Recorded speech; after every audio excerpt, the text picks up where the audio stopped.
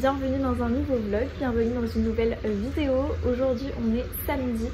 Je vais un petit peu introduire ce vlog parce que ce matin il y a eu Book Club, voilà, Book Club des Bordelaises. Vous le savez ou pas, sinon je vous l'apprends. Je fais partie d'un club de lecture sur Bordeaux. Ça fait maintenant plus d'un an et demi que je fais partie de ce club de lecture qui a été à la base créé par Sophie du Café et des Livres et Claire, le coin lecture de Claire. Aujourd'hui, voilà, elles ont laissé entre guillemets leur bébé à Alizé du compte Un Livre à Bordeaux. Et c'est elle du coup qui gère aujourd'hui le book club. Mais voilà, ça fait un an et demi en tout cas que je fais partie du book club. Et ce matin on a organisé en fait avec Alizé un book club spécial sur Charleston, en fait, les éditions Charleston. Effectivement ça tombait vraiment bien parce que au sein du book club il y a deux lectrices Charleston 2023, donc il y a Flora du compte Mon Prochain Livre et Juliette du compte Vos Livres en un clic.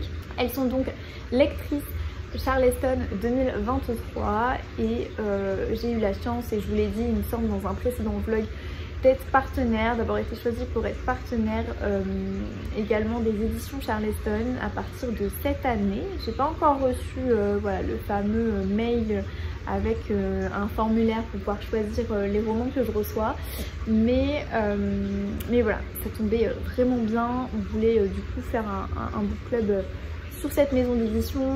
C'est vrai qu'il y a pas mal de filles aussi qui lisent du Charleston dans le book club et tout, donc on s'est dit qu'on allait faire ça. On a contacté donc les éditions Charleston, c'est plutôt Alizé qui l'a fait. Et ce qui était vraiment super chouette, c'est que du coup elles ont joué le jeu clairement, les éditions, et elles ont envoyé la maison d'édition plutôt a envoyé trois colis, donc oui, 3 box en fait si vous voulez, contenant donc la box de Désenchantée de Marie Vareille, la box de Le Souffle des Rêves de Clarisse Sabar, et également quelque chose qui n'était pas emballé, mais les mystères de Fleet House de Lucinda Riley avec 2 carnets, voilà, à faire gagner. Et donc on a organisé un petit quiz, etc. C'était super sympa, vraiment, c'était top de pouvoir organiser ça. On l'a fait du coup au Cultura de Bordeaux-Bègles, pour celles et ceux, enfin je dis Bordeaux mais non c'est Bègles la ville, mais à Bordeaux, et pour celles et ceux qui connaîtraient par hasard. Et vraiment c'était super agréable de pouvoir discuter entre nous, de pouvoir revoir aussi des filles qu'on n'avait pas vues depuis super longtemps. Du coup c'était vraiment top, on a bien papoté sur le thème du coup des romans des éditions Charleston, et vraiment c'était trop bien de pouvoir organiser ça, de pouvoir aussi faire gagner finalement aux filles des lots. Ça fait aussi plaisir, et donc pourquoi pas dans les futurs mois qui vont, enfin les prochains mois là, organiser d'autres book clubs thématiques. Bref, voilà, je voulais juste introduire ce vlog en vous expliquant un petit peu le contexte. Et je vous laisse tout de suite du coup avec les images.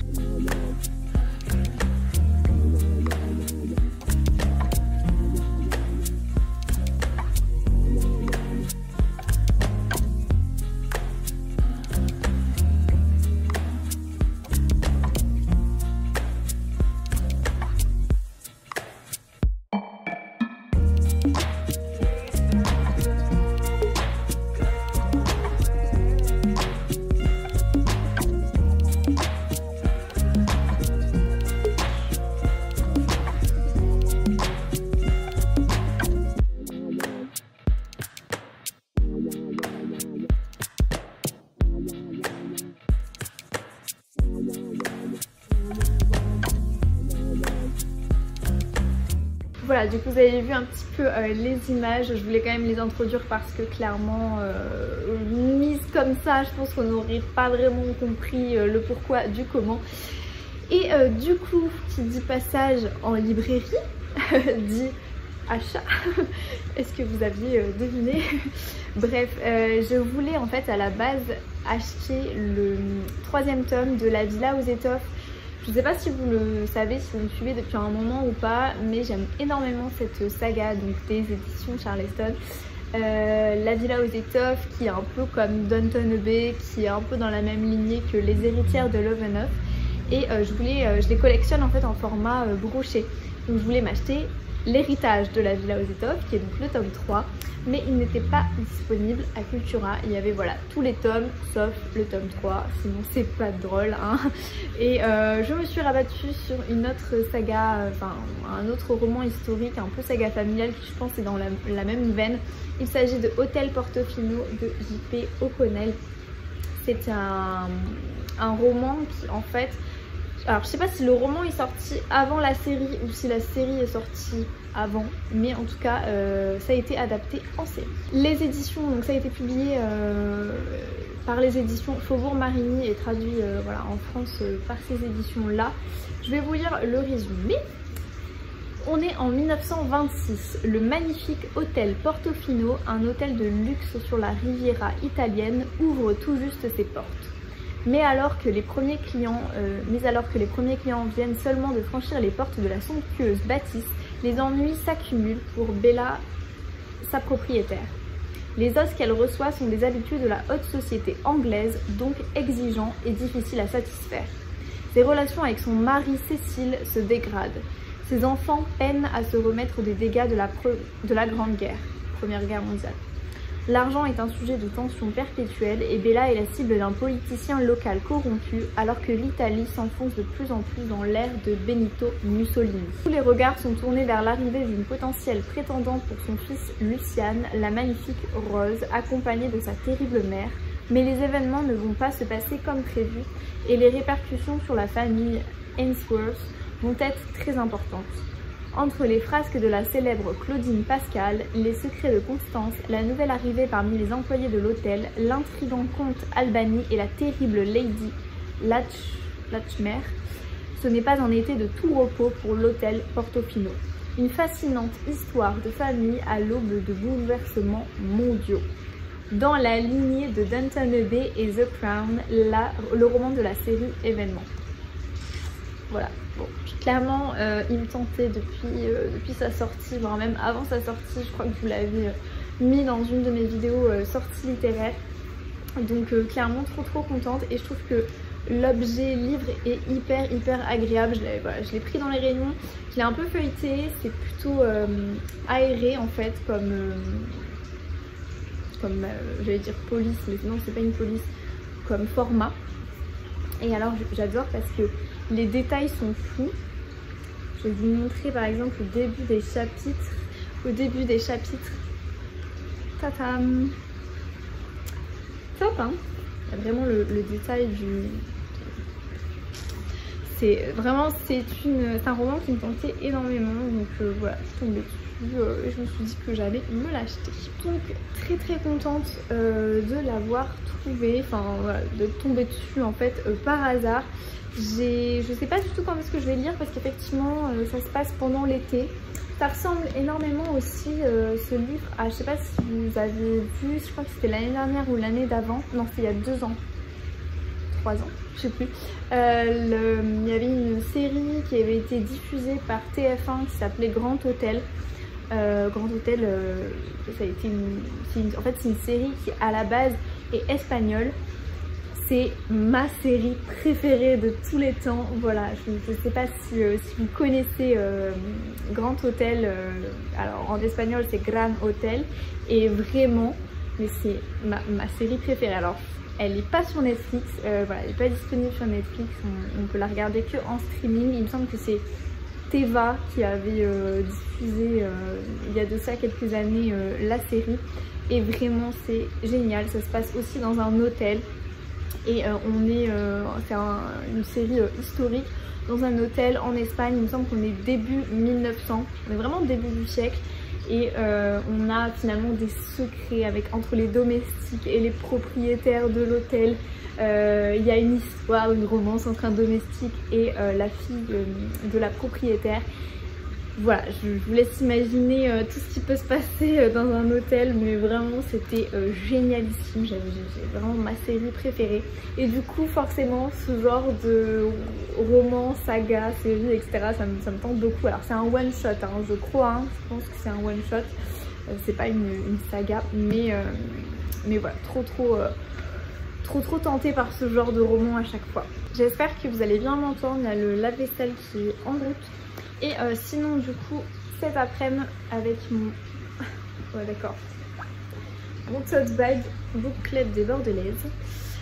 Non en vrai je suis allée à la médiathèque, j'avais voilà, les héritières à rendre, j'avais la BD aussi, vous savez dont je vous ai... Ah je l'ai pas parlé je crois, la BD Olympe de Gouges. Je vous avais montré il y a de ça quelques vlogs. C'était sur une biographie, en fait un roman graphique sur Olympe de Gouges qui avait été dessiné par et écrit d'ailleurs par Catel et Bocquet, édité chez Casterman, et vraiment j'avais bien aimé ce roman graphique, cette BD. Alors elle est classée en BD mais c'est plutôt un roman graphique. Donc voilà, j'ai rendu à la médiathèque Les Héritières et cette BD. Vous vous en doutez, je ne suis pas ressortie les mains vides. J'ai donc emprunté Rendez-vous avec le poison de Julia Chapman, donc c'est le tome 4 des détectives du Yorkshire. J'avais adoré le tome 3 et je ne sais pas pourquoi je n'ai pas continué. Je pense que j'avais des lectures imposées, ce genre de choses avec le trophée Folio L, je sais pas.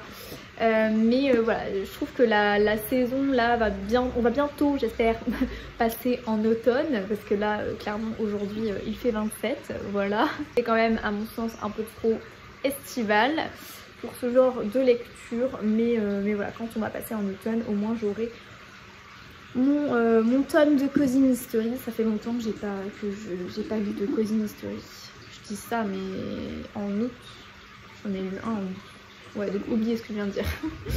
Et je me suis pris une lecture pour changer un petit peu, enfin un roman pour changer un peu de mes lectures habituelles. Il me semble que je vous l'avais également déjà présenté. Il s'agit du tome 1 de Lux, je sais pas comment ça se dit, Obsidienne de Jennifer L. Armentrout, pardon. Il me semble, je vais vous lire le résumé, mais il me semble que c'est du fantastique avec une histoire de vampire et tout, je crois. Donc quand Cathy déménage dans un coin paumé de Virginie occidentale, elle s'attend à tout sauf à rencontrer des voisins de son âge. Déception, Damon Black, donc déjà avec un nom pareil, voilà, a beau être canon et avoir une sœur jumelle adorable, il n'en est pas moins insupportable et arrogant. Lorsque Kat se rend compte que tout le monde semble fuir la famille Black, elle voit d'un autre œil la froide suffisance de Damon. Pourra-t-elle encore l'éviter quand tout lui crie de s'en approcher? Bon, ça a l'air d'être une espèce de romance et tout. À voir. Apparemment, Jennifer L. Armentrout écrit vraiment bien. C'est quand même du young adulte, voilà, au niveau du genre littéraire, mais je me dis pourquoi pas. Je l'avais déjà emprunté en fait à la médiathèque et j'avais pas eu le temps de le lire, donc je l'avais rendu. Et je me suis dit que j'allais le remprunter. Je ne sais pas quand est-ce que je vais le lire, mais ça peut être pas mal. Voilà, encore une saga à débuter. J'adore les sagas. Voilà, du coup je pense que j'ai assez parlé. Je suis en train de réfléchir en même temps que je vous parle. Je suis en plein au niveau de ma lecture en cours dans Les Sœurs de Montmort de Jérôme Loubry. Je vous en ai très rapidement parlé à la fin de mon dernier vlog. C'est une bricasse, on va être vraiment une bricasse, hein. On est sur 425 pages et j'en suis page 283. Donc voilà, il me reste pas grand chose, enfin pas grand chose, un quart du bouquin. J'aime bien, je trouve que ça se prête vraiment très bien à la saison. Halloween est dans, on est combien, 29, voilà, et dans 2 jours, donc clairement c'est ce qu'il me fallait je pense en cette saison. J'avais envie d'un bon thriller un peu angoissant où il y a des fantômes, où tout n'est pas très clair et limpide et tout ne s'explique pas. Et on suit du coup un officier, un commissaire, un chef de la brigade de police qui va arriver donc au village de Montmort. Et Tout est nickel chrome, un peu trop calme. Le système de caméra vidéosurveillance est juste à la pointe de la technologie de ce qu'on peut faire aujourd'hui.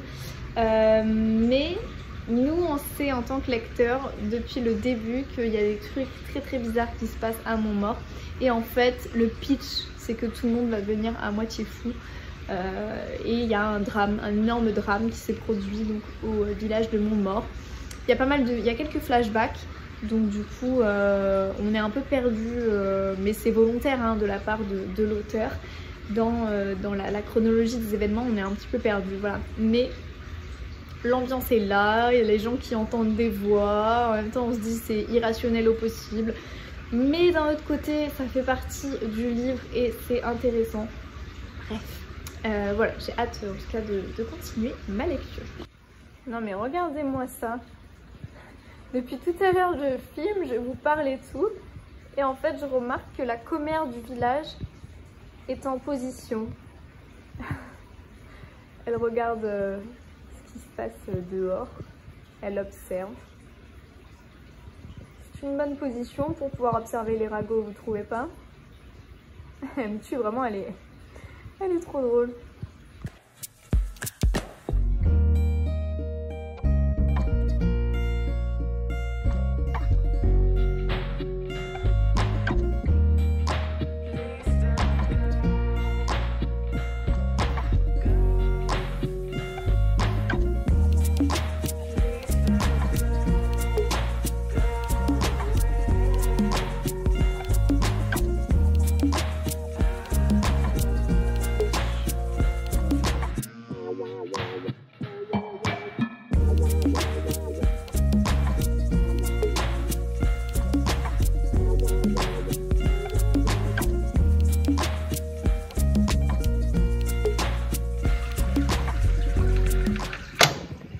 Ah, on va mieux m'entendre comme ça. Alors, je mange un bonbon parce que aujourd'hui c'est lundi 31 octobre. C'est un bonbon dur. Et c'est donc Halloween. Du coup on s'est fait plaisir, on s'est acheté des petits bonbons. Pas de week-end de pont pour moi. Aujourd'hui j'ai travaillé. Et demain, donc c'est férié, 1er novembre. Bon, maintenant je me suis posée, j'ai enlevé mon fameux bonbon et je me suis un petit peu apprêtée pour vous parler du coup de ma lecture terminée. Je vous avais dit du coup dans le précédent plan, c'était samedi, que j'avais commencé donc Les Sœurs de Montmort de Jérôme Loubry, donc publié chez Calman Levy Noir. Et il me semble que j'étais en cours de lecture à ce moment-là, ou à la fin, je me souviens plus, bref. Et donc j'ai terminé cette lecture hier et clairement c'est une bonne lecture, on est sur un bon thriller psychologique. Je vous disais qu'on suivait donc Julien, ce flic qui va arriver dans le village de Montmort, on est de nos jours, hein, donc 2021 si je me trompe pas, ouais c'est ça, 2021, il arrive et en fait... Montmort est un village qui est très loin des clichés qu'on peut avoir sur les villages perdus au fin fond des montagnes. C'est très propre, très clean, le système de surveillance est à la pointe de la technologie et ses collègues voilà, sont très sympas, ils l'accueillent de manière vraiment plutôt chaleureuse. Il a tout un logement entier, une maison rien que pour lui. Et à peine arrivé, déjà il se passe plein de choses. On sait avant qu'il arrive qu'il y a eu un événement assez horrible qui s'est produit. Il y a eu un berger qui a tué toutes ses bêtes et qui est devenu un peu comme possédé. C'était très étrange cette scène. Et donc nous en tant que lecteurs on le sait. Lui il a vent tout de suite de cette histoire et très rapidement en fait les habitants dégénèrent en quelque sorte, ils deviennent un petit peu possédés, ils entendent des voix qui guident donc les fameux habitants à commettre des actes irréparables. Bref, donc il y a une certaine ambiance angoissante qui s'installe dans le village et à la fin il y a un énorme twist final, je vous dis pas lequel évidemment, mais il y a un gros twist final. Et donc voilà, au niveau du pitch, je pense qu'il faut pas trop que je dise davantage parce que ça se lit, ça se dévore, ça se découvre. C'est vraiment un thriller que j'ai bien aimé pour cette période-là. clairement ce thriller est parfait. C'est un bon thriller psychologique dans la mesure où effectivement Jérôme Laubry nous emmène sur certaines pistes. On a voilà, plusieurs pistes qui sont évoquées, je peux encore une fois pas trop vous dire, et à la fin finalement le lecteur est berné et la fin détonne complètement. On n'est pas du tout en accord finalement avec ce qu'on a imaginé pendant toute la durée du récit. C'est un thriller donc, qui fait 425 pages et sincèrement il aurait mérité d'être peut-être un peu plus long à certains moments. Je reste sur une bonne lecture mais il m'a manqué un mini truc pour que je sois vraiment à fond. En fait il m'a manqué un petit côté addictif et aussi le côté prenant. En fait j'ai adoré l'ambiance, c'était angoissant à souhait, c'était parfait pour la période, etc. Mais il me manque un mini truc, vous voyez. Donc voilà, c'est pas une lecture mitigée du tout, j'ai passé quand même un bon moment. Il y a des scènes horrifiques, mais juste, horrible. Donc voilà, si vous aimez ce genre de livre, clairement je pense que ça peut vous plaire. On est un peu dans la même lignée, en moins gore, hein, mais quand même, que La Saignée de Cédric Cyr que j'ai lu du coup en début de mois. Enfin, oui, fin septembre, début octobre. Et voilà, il y a des choses horrifiques, etc. Des décès en veux-tu, en voilà, en pagaille. Bref, bonne lecture, voilà, je vous le recommande si vous aimez les thrillers psychologiques avec un côté horrifique.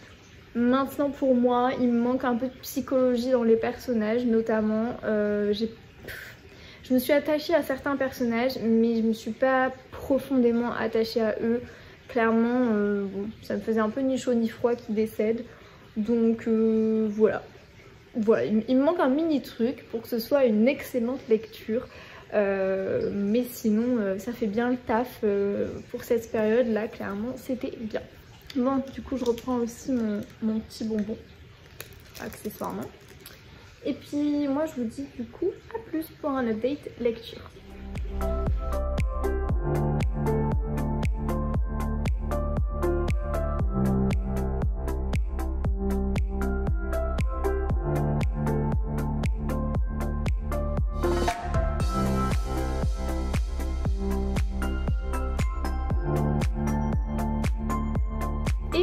Aujourd'hui on est donc jeudi et je vous reprends parce que j'ai reçu quelque chose et c'est une surprise aussi pour vous. Donc c'est parti, je vais la déballer avec vous et ensuite je ferai du coup un update cinéma parce qu'on allait voir le film de Simone Veil du coup et un update lecture. Donc c'est parti. Alors est-ce que je peux vous donner un indice? Bon, celles et ceux qui trouveront grâce à cet indice là. Alors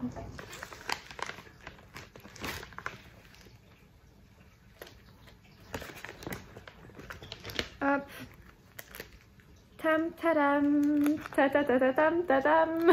C'est la surprise du coup qui est une surprise pour vous et un petit cadeau pour moi. Donc merci énormément à Adelcha. Enfin je dis Adelcha mais c'est le nom de sa boutique, hein, c'est Adèle son prénom. Et Adelcha du coup création papeterie sur Instagram. Je vous mets tout le lien etc en barre d'infos, mais vous pouvez déjà un petit peu voilà, prendre connaissance si vous ne connaissez pas. C'est une créatrice du coup de papeterie. Elle fait pas mal de choses. Je vous invite voilà, à regarder son site internet si vous ne la connaissez pas. Elle est quand même assez visible hein, sur les réseaux. Et donc c'est une petite surprise pour vous parce que j'ai le plaisir de vous annoncer du coup que je fais une collaboration avec elle. En gros sur mon compte Instagram, je vous mets le lien également en barre d'infos si vous ne me suivez pas. Vous pouvez en fait tout simplement remporter le lot là que je vais vous présenter. Je sais pas si vous entendez Auguste miauler, mais c'est normal. Il est bavard en ce moment. Bref, vous pouvez du coup remporter un lot. C'est un concours que j'organise. Alors là actuellement je viens de réceptionner, comme vous pouvez donc le remarquer, le colis. Donc je peux pas vraiment vous dire tout de suite quand est-ce que je mettrai en ligne ce concours. Mais normalement au moment où sortira ce vlog, le concours c'est sûr sera déjà en ligne. Donc voilà, n'hésitez pas à regarder sur mon compte Instagram si ce n'est pas fait. Et puis je vais vous présenter tout de suite ce qu'il y a à gagner. Du coup, j'ai sélectionné un lot qui j'espère vous fera plaisir. Il s'agit d'un lot de marque-pages ainsi que de petits formats hein, en format poche, ainsi qu'une illustration en fait. Et j'aime énormément, vous le savez hein, si vous me suivez depuis un moment, le travail d'Adèle en fait et sa boutique, ses créations, enfin bref, j'aime beaucoup. J'ai récemment d'ailleurs passé commande. Donc voici le lot qu'il y a à remporter. Il s'agit de ces 3 marque-pages que je trouve trop beaux. Donc c'est la collection de Noël qui est déjà sortie. Voilà, donc il y a ces 3 marque-pages. Est-ce que je peux plus vous les montrer? Un premier, un deuxième. En fait j'aime bien celui-là typiquement parce que vous savez, j'adore le bleu. Et là je trouve qu'il y a du bleu et il est vraiment trop beau. Et le troisième qui pour le coup pareil reprend des tons un petit peu de rouge. On est sur la thématique de Noël et franchement ces marque-pages je les trouvais juste trop beaux.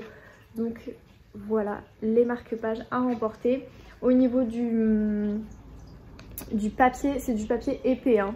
Donc pour le coup papier un peu cartonné. Donc il se plie pas facilement, voilà.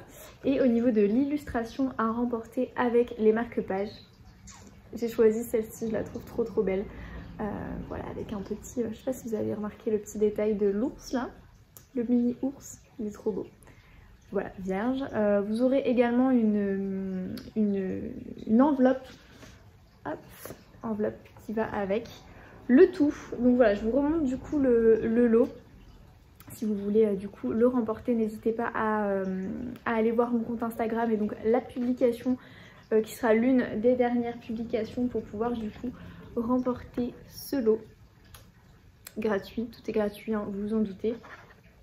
Et voilà, elle m'a mis également un petit cadeau rien que pour moi. Donc écoutez, je vais l'ouvrir avec vous. Du coup j'ai ma propre petite enveloppe. Alors... Ah, elle me connaît bien parce qu'elle sait que j'adore le bleu. Ah, trop bien. Effectivement, à chaque fois, je lui commande des marque-pages avec des tons de bleu, etc. Et je crois que je lui avais déjà dit que j'adorais le bleu, donc je suis trop contente. Ok. Ah, ça, je pense que ça, c'est en plus. Je pense que ça fait pas partie du lot. Ça doit être des chutes. Ou sinon, je ne vois absolument pas à quoi ça sert. Ou alors, je suis... Mais non, je pense que c'est des chutes. C'est pas grave. Au niveau de l'illustration, du coup... Trop mignonne. J'adore, ça ira parfaitement avec la déco très épurée de mon appartement. En vrai il n'y a pas de déco hein, dans mon appart, mais j'aime beaucoup. Et alors j'ai eu... Oh ils sont mignons. J'avais pas vu le deuxième de marque-page bleu. Parfait pour l'hiver. C'est marrant parce que c'est pas les mêmes teintes en plus de bleu. Là on est plus sur du bleu ciel et là du bleu un peu plus...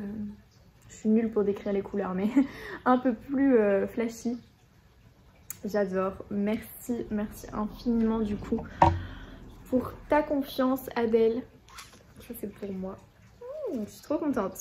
Il me manquait en plus des marque-pages bleus pour l'hiver. Donc nickel. Voilà, encore merci du coup à Adèle pour tous ces cadeaux et cette possibilité aussi de collaboration. Ça me fait voilà, toujours plaisir de voir ces créations et en fait ça me fait énormément plaisir aussi de vous les partager et voilà, de vous laisser en fait la possibilité aussi de gagner du coup ces créations qui sont vraiment très jolies. Voilà. Maintenant du coup je vais vous faire un petit update sur le film inspiré du livre de Simone Weil, Une vie. Du coup effectivement comme je vous le disais dans mon dernier vlog, on a gagné en fait j'ai plutôt gagné des places de cinéma pour aller voir du coup le film qui est en ce moment au cinéma, donc Simone, le voyage du siècle, qui est film qui est inspiré en fait de l'autobiographie de Simone Weil qui est ici, que j'ai également remporté avec les 2 places de cinéma. Une vie donc, clairement voilà, je voulais vous faire un petit retour sur le film. J'ai laissé le bandeau exprès, hein. Je les enlève mais pour vous montrer, je pense que c'est plus parlant de laisser le bandeau. Et j'ai bien aimé en fait le film, la manière dont ça a été filmé, la manière dont en fait il a vraiment mis en avant finalement la femme, Simone la femme, et la femme surtout qui finalement s'est reconstruite mais qui a toujours eu de l'espoir, qui a toujours été assez ambitieuse, etc. Et c'était vraiment intéressant et effectivement en visionnant le film je me suis rendu compte que j'avais déjà lu le livre.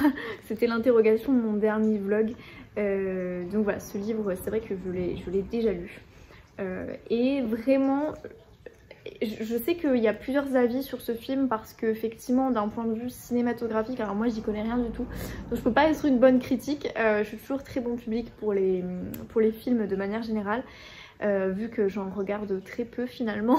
Et en fait apparemment voilà, le film au niveau cinématographique est pas terrible. Je pense que surtout au niveau du budget, ils avaient peut-être pas un budget énorme et du coup ils ont fait vachement avec les moyens du bord. Et oui, les effets spéciaux sont pas incroyables, les scènes, les figurants, etc. c'est pas incroyable, on est d'accord là-dessus.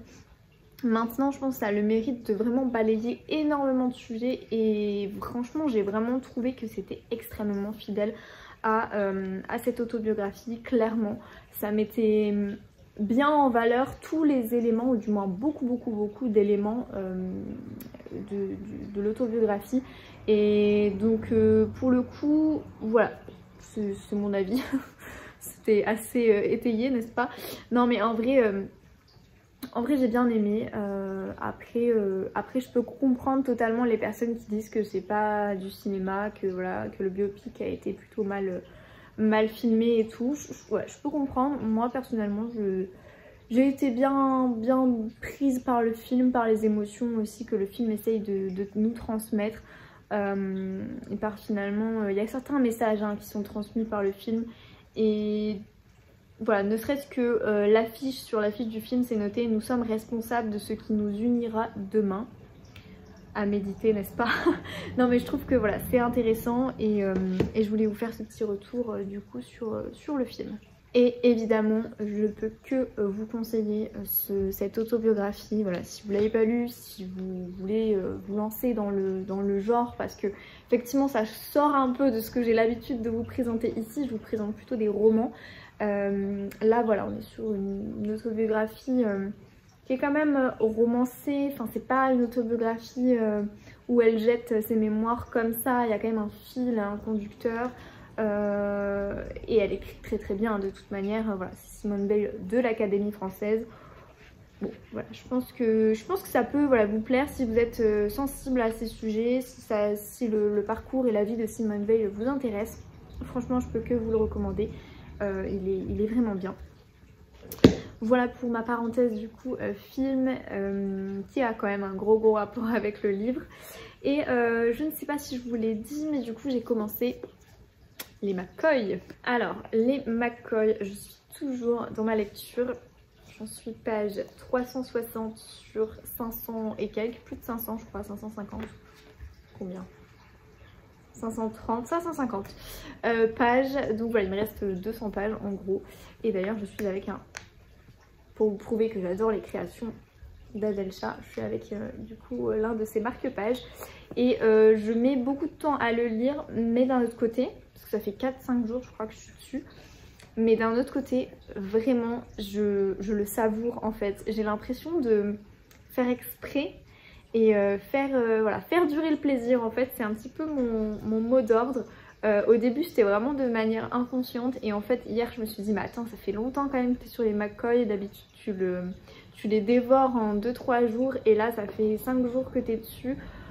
Je pense que tu as quand même envie, Marie, je me suis fait une autocritique, tu as quand même envie, Marie, de le laisser traîner, de faire voilà, vraiment durer le plaisir volontairement. Et je pense que c'est ça. Clairement je veux pas essayer de m'auto-analyser, mais je pense que c'est ça.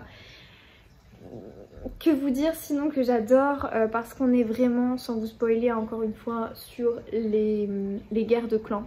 Et on sent un final explosif et en même temps le final explosif prend son temps avec toutes ces guerres de clans, toutes ces infiltrations, etc. Ces conquêtes, ces invasions. Ça prend le temps, tout se met en place de manière assez lente je trouve par rapport à d'autres tomes où tout s'accélère. Mais encore une fois c'est peut-être biaisé parce que ça fait longtemps que je suis dessus. Enfin pour un McCoy ça fait longtemps que je suis dessus, voilà je voulais le préciser. Donc écoutez, peut-être que vous aurez mon avis final demain si j'arrive à m'enchaîner les 200 pages là ce soir et demain matin. Et puis sinon du coup ouais, je vous retrouve du coup un peu plus tard pour une autre lecture. J'ai rien d'autre à vous dire. Et de toute manière ça ne sert à rien de parler pour rien dire, on est d'accord. Donc voilà tout ce que je voulais vous dire. C'est pour le coup je suis plutôt contente là du mois d'octobre. Maintenant j'ai pas eu de réel coup de cœur au mois d'octobre. J'ai beaucoup aimé parmi c'est Cecilia d'ailleurs du compte Cecilia Cherry Blossom qui fait à chaque fois à la fin des mois il fait une espèce d'encart là en story où on peut mettre une boîte à questions, oui, une sorte de boîte à questions où on peut mettre en fait notre coup de cœur du mois. Je trouve ça assez intéressant d'ailleurs parce que comme ça moi ça me permet de réfléchir finalement à quel coup de cœur j'ai eu. Et je me suis rendu compte qu'au mois d'octobre, j'ai pas eu du tout de coup de cœur. J'ai eu quand même voilà, des bonnes lectures, une très bonne lecture avec Les Héritières de Love & Off. Mais j'ai pas eu de coup de cœur, ouais, ce mois-ci. Ouais, j'ai pas été transcendée, méga emportée par un roman. Donc j'espère sincèrement que novembre sera mieux. Sachant que j'ai pas mal de lectures imposé en fait parce que le prix du meilleur polar des éditions Point, bah, la fin arrive voilà, dans 2 mois, donc il faut quand même que je lise la sélection, on est d'accord là-dessus, je me suis engagée et d'un autre côté franchement il y en a plein qui me tentent, donc je vais continuer dans ma lignée polar thriller. Je faisais juste une petite pause avec les McCoy mais après on continue avec les polar thrillers. Mais il y a j'ai prévu, j'ai déjà fait mon planning et tout là parce qu'on est le 3 novembre donc heureusement, mais pour novembre j'ai fait mon planning et il va y avoir du coup 2 romans historiques donc j'ai hâte de lire ces 2 romans historiques dont une nouveauté. Je sais pas si vous l'avez vu du coup dans un de mes précédents vlogs parce que je l'avais acheté sur Vinted et après sinon polar thriller. Je pense qu'on est pas mal, je pense que ça... Voilà. Et puis sinon, pourquoi pas caser un Cozy Mystery, là, celui que j'ai emprunté à la bibliothèque, le tome 4 des détectives du Yorkshire. J'ai tellement d'envie lecture en ce moment, c'est impressionnant. Mais voilà, mon rythme ne suit pas forcément non plus, donc écoutez ma foi... je me laisse porter, c'est la meilleure chose à faire. Et puis donc voilà, j'arrête de vous parler et puis je vous reprends du coup normalement demain, j'espère, avec un avis final sur les McCoy. Hello, aujourd'hui on est dimanche et je viens donc clôturer ce vlog. Hier on a fait une chouette expédition avec des copines, on est allé à la foire du livre de Brive. Mais voilà, comme d'habitude au niveau de mon organisation des vlogs, du montage, là je suis en train de monter ce vlog là, le vlog que vous êtes en train de regarder, et je ferai du coup dans le prochain vlog, je vous montrerai les images de la foire du livre de Brive ainsi que mon book haul, etc. Bref, c'est un micmac, je sais pas si c'est très compréhensible, mais voilà, je voulais clôturer ce vlog avec un update lecture qui est une lecture en fait terminée. Vous vous en doutez, c'est le livre qui m'a suivi du coup toute cette semaine.